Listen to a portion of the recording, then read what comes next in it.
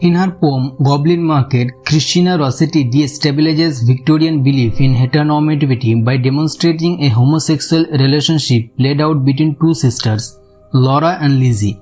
She debunks the sanctified female ideal painted in the poem Angel in the House by depicting the power women could wield confining to their domestic sphere while pushing the heterosexual world to its margins. The deployment of a deluge of fruit at the onset of the poem and the use of sexually charged language like sucked, heaved suggest pornographic plenitude in a metaphorical sense and also a wide variety of temptations in an allegorical sense. Laura's uncontrolled thirst for sucking and drinking fruit juices functions as a metaphor for the pent-up sexual desire that is first set in motion by the Goblin Market. The poem encapsulates the Christian story of biblical fall in a metaphorical fold adhering to the explicit pattern of temptation, fall and redemption.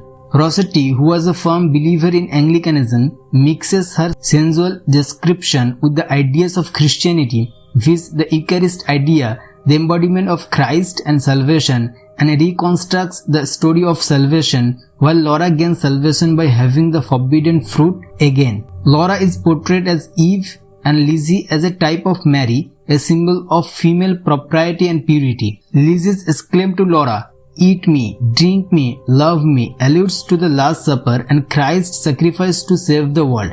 Lizzie's sacrifice to redeem her sister serves to signify her as a Christ-like figure who resisted temptation and atoned for the sin of mankind at the expense of his life.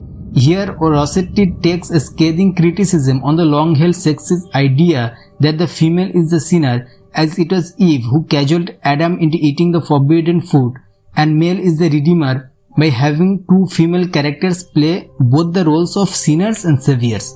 The redeem of Laura from her fall also suggests Rossetti's feminist zeal that makes sure that Laura does not lose her agency in her role as the fallen woman who could seek in the future a path to redemption, the introduction into normal social relationships. In her poem bringing the element of homoeroticism, which actually acts to heal Laura and reclaim her sexuality in juxtaposition against the sexuality infused with toxic masculinity and patriarchal ideals that the Goblin men enact, Rossetti emphasizes upon the female agency, the power of female sexuality, the importance of autonomy and female sovereignty. However, the ending epilogue unsettles heteronormativity in some ways as Laura and Lizzie become wives and mothers, allowing the code of patriarchy to persist.